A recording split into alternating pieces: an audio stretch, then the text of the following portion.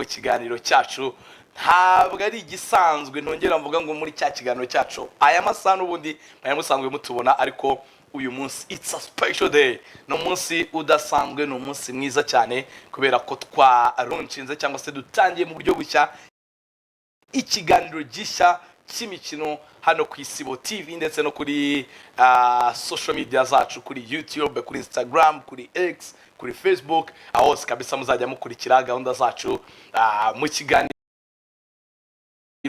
Isibo Sports Hub. Ewana murabizi sanzwe tubabwira tuti turi hub of content cyangwa se ni cyanya cya content kabisa. Ubu rero ni content after content, ibintu bimeze neza cyane, murabona ko nibindi inyuma ibinyikije nabyo ni byiza, nabo tugiye kuba turi kumwe nabo ni beza kandi nibyo bafite ni byiza, ino bimeze neza. So twabaye ikaze rero nkizimba mu magambo, reka nakire bagenzi banjye tugiye kuba turi kumwe. Mere kubo dusanganywe muri uru rugo, reka mere kuri Gakwandi WhatsApp. What's up, man? Komera. Amahoro cyane. Ewana ubu nakubwira ni happy new year. Happy new year to you. Umwaka wongeye uratangiye hano. Ubu nukubatizwa bushya. Ubu n'ubuzima bushya. Bimwe bita ngo ni kubatizwa bushya. No kubatizwa bushya. Mwuka wera akakumanukira ukavuga ati ahangaha kabisa wakiriye mwuka wera mu buzima bwawe. Natwe rero twabatijwe rwose mu mazi mashya. Aha, umeze gute rero uriyumvute ni kiganiro gishya? Yego. Urumva ibintu bimeze gute? Birumvikana ni iby'agaciro, turi kwiyumva nyine nk'abantu bashya kuko burya hari uburyo umwaka cyane ko wamugani wawe unyifurije umwaka mushya. Hari ukuntu umwaka iyo utambutse usubira inyuma ukavuga ngo mu ntego nari mfite nageze kuki, ugafata n'intego nshyashya ukavuga ati none muri uyu mwaka gahunda mfite ni iyi, ndashaka gukora ibi, ndashaka kugera kuri ibi ngibi. Navuga ngo rero natwe twatambutse wa mugezi wahahise. Hari ibyo twabayemo, hari ibyo twakoze, hari abo twagendanye muri urwo rugendo, ariko ubu noneho reka mvuge ngo uyu mwaka kuva uyu munsi turi bashya, tubaye bashya kabisa. Ni Felix Gakwandi nawe turi kumwe muri ikipe kabisa, ni inkingi ya mwamba, azajya akina kuri kabiri muri ikipe ya Isibo Sports Hub. Hanyuma ndacyari kuba muri uru rugo, nakire umuto cyane muri iyi kipe ku myaka yiwe 17 y'amavuko. Nakire Freda, welcome brother. Asante sana. Umeze neza? Ndakomeye ndashikamye. Ndagumye nkuko abatamu babivuga. Abatamu igihugu cy'u Rwanda 17 ngo hasi yose abari kuri kamera siko babibona. Ibyangiye kuvuga ati wayanyomoza ushingiye kuki? Uyu ni we Lamine Yamal w'iyi kipe kabisa, ni young talent. Azajya rero abafitemo utuntu twinshi tw'abajene guhagarara kuri baro, udukoryo twinshi kabisa twatundi tw'abakinnyi bakiri bato muzatubona cyane. Hanyuma rero nanakire the eldest brother, umukuru w'iyi kipe kabisa, ni Cristiano, ni Messi, ni Luka Modric, ni Sergio Ramos, ni Casemiro. Aba bakinnyi ubuvuga utaba ni bakuru mu ikipe, batwaye za Ballon d'Or, batwaye ama Champions League n'ibindi byinshi. Ladies and gentlemen, hello my big brother Jado Max Soyuncu. Amashyi ariko tumuha amashyi Jado Max. Twishimiye kubana na Fred.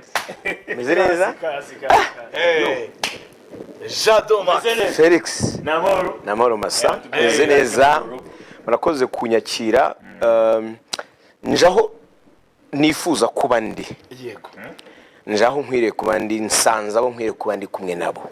Wow. Nzanye ibyo ngomba guha abo bikwiriye. Ndi kumwe namwe kandi nta kizatunanira, ni ikintu kitemewe. Yego. Ibyemewe byose bifitanye isano na siporo bizaca mu mitima yacu, bisohoke mu kanwa tubibagezeho neza cyane. So umwaka wa 2026 ni umwaka kera nkivuka numvaga nzaba nyine n'ubundi nicaye. Jado Max abaye nk'abakinnyi. Umukinnyi wakunze kubikora cyane ni Alexis Sanchez. Cyane. Buri kipe yavaga maravuga ngo zari inzozi zanjye kuba ndi muri iyi kipe. Izo nzozi muri Arsenal, muri Man U, muri Barcelona, anose byari inzozi. None Max nawe ngo 2026 yifuzaga cyane yarotaga kuzaba cyane. Ubuzima bw'igihugu cyacu bututegeka kuba mu isibo, butegeka kuba mu isibo. So nari narajya mu isibo, final ndi mu isibo. So none ndi mu isibo Sport Hub. Ni ibintu nkunda cyane kuva kera, kugeza amagingo aya ngaya. Televiziyo nari nyikumbuye nemaze igihe kinini cyane ntayijyaho. Yego. Nari nkumbuye by'umwihariko wo gukorana na Faustinho kuko twakoranye igihe kirekire. Tugiye kongera kuhatwika. Naje ndi mushya rero nashatse kugaragara nka Fred. Kuri promo murabona.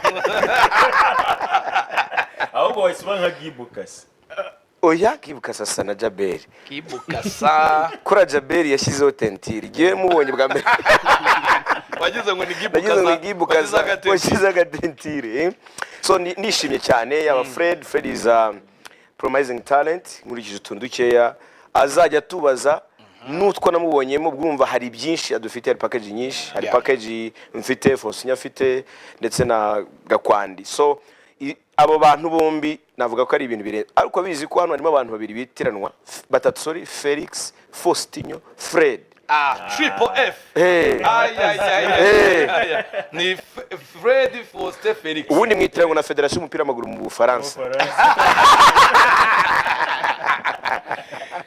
Ibintu rero bizaba bimeze neza cyane. Gakwandura mubona ute ko Gakwanda umunsi ku wundi ewana hari igice kinini kiyongera.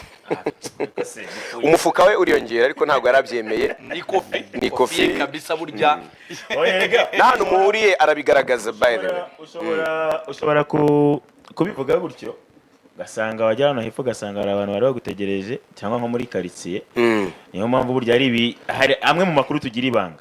Ariko ntugatinye wenda uzabitandukanye n'abandi hari abafata amafaranga bakayahisha nka sida yereka abandi ariko anje nari amafaranga ni nka sida uyafite nta ariko sida yo ntago bikigaragara ariko amafaranga biragaragara iyo umuntu yafite niyo mpamvu basaba gukoresha shashi. So ariko mu buryo bumwe cyangwa ubundi umuntu ukiriho navuga ko ayo niyo mafaranga menshi kurusha ayandi iyo ukiriho ukora abantu batakibasha gukora kandi munganya imyaka hari abatakiriho kandi munganya imyaka. So kuba ukiriho staying alive ni ibintu by'ingenzi cyane icyo gishoroka. So mwayibonye rero team nuko imeze ni Gakwandura aha ni Faustinho aha ni Jadomax ni Fred ndetse n'abari inyuma ya kamera ko urabona ko amashusho asa uko ibintu bisetinze hari ababikoze. Ibyo rero ngira ngo ni nabyo abantu bazabona muri kiganiro bazabona products cyangwa se umusaruro wabo bantu benshi wiganjemo cyane biri mu mikino yose itari umupira w'amaguru gusa. Ubwo turavuga za basket aha niba mwagiye mubibona murabona ibitwegereye ko harimo za karate harimo amagare nyuma ya Fred murabona umukinnyi w'amagare harimo amateka ibihe bitandukanye. Ubwo n'indi mikino kandi yose ubwo izaba box yaba cricket yaba swimming yaba izo za golf hose turahari ku bwanyu kugira ngo tuzajye twinjira tubazanira amakuru mukeneye kumenya koko turi hano ku bwanyu. Tuzanabikora mu buryo wenda budasanzwe. Impamvu mvuze budasanzwe nuko ubusanzwe no kuvuga ngo hakinnyo ya so dufite uburyo bwihariye yego uzajya ubona ukabona koko nyine burihariye bwo kugezaho ibintu bitandukanye muri siporo. Ushobora kubwira abantu ko ucuruza gitari ariko ntubasobanure buri gitari imirya igira kuko ziratandukanye nubwo zose ari gitari injyana imwe. Niko natwe rero tuzatubabwira imirya igize siporo zitandukanye. Uburyohe buva mu mirya uburyohe buva mu mirya byinjira mu matwi. No kuvuga ngo wenda tubivuze nyine mu rurimi rw'umuziki gitari ya bass ntabwo wayicurangaho solo. Umuntu ucuranga gitari ya bass ntabwo yacuranga solo keretse nk'umuntu kamiritse wa danje n'uwa solo ntiyacuranga bass. Yego usanga buri muntu afitiye ibyo rero nibyo bazabona. Fred nawe utubikiye byinshi ariko mu buryo bwawe navuze ni ufite udukoryo twinshi uzagenda udushyiramo. Ndumva ntabeshya abantu. Oya niko kuri cyane byinshi bigiye bitandukanye muri iyi minsi siporo imaze kugera ku rwego rw'uko itari ibyo gukinwa mu kibuga kikaba ikintu kiruhura ibitekerezo by'abantu kikoza amaso. nk'ubu ngubu waba mu mutwe akazi kabaye kenshi kavuga ati kanicara imbere ya televiziyo isibo ndebe Sports Hub. Iyo ni garanti yuko uwo mutwe ako kavuyo karimo n'ugusukura biciye muri byinshi bigiye bitandukanye birimo ibyo bikorwa bibera hanze by'umwihariko y'ibibuga.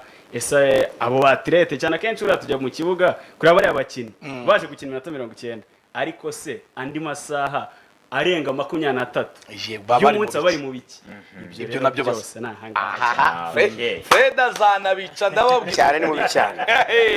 So abantu rero mutagira ngo tuje kwivuga gusa akazubu katangiye ikiganiro cyatangiye twagiye ni Sibo Sports Hub tugiye guhera n'ubundi hanze y'ikibuga twasotse muri studio turabereka ko ibyo tugiye kuvuga natwe turanabibasha umupira turubabwira natwe tuteraho twasotse rero tubanze dukurikire agace kacu kambere ka challenge ni minute itari myinshi cyane rwose aho jewe Faustinho Jado Max nagakwandi twasotse studio tujya hanze ya studio tubereke n'agapira uburyo tugaconga ariko tunaganiramo muri ubwo buryo bwiza hanyuma tuza mu kanya twinjira mu kiganiro nyirizina tubaha n'ibindi byinshi. Stay tuned.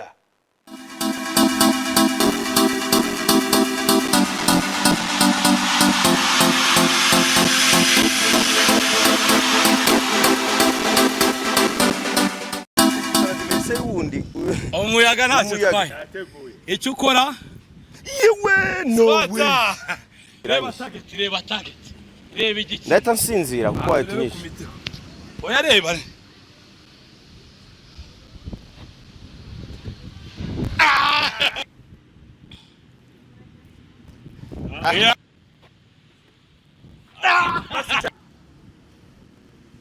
No way. No way. Nawa X. aka karimo aka karajyamo twagiye shyiraho neza no mu maso hakuranira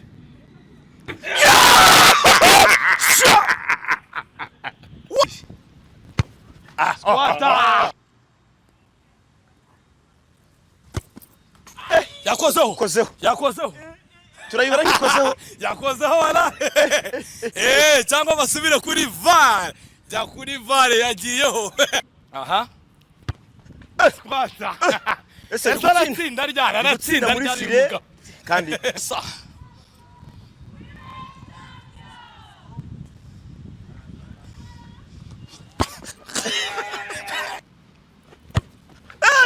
no. ni inkweto Iyo no. Squata 0 Wapi?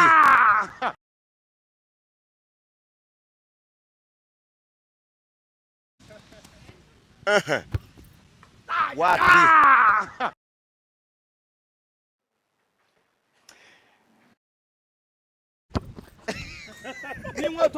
ni inkweto Iyo no. Squata 0 Ese aratsinda muri file kandi no.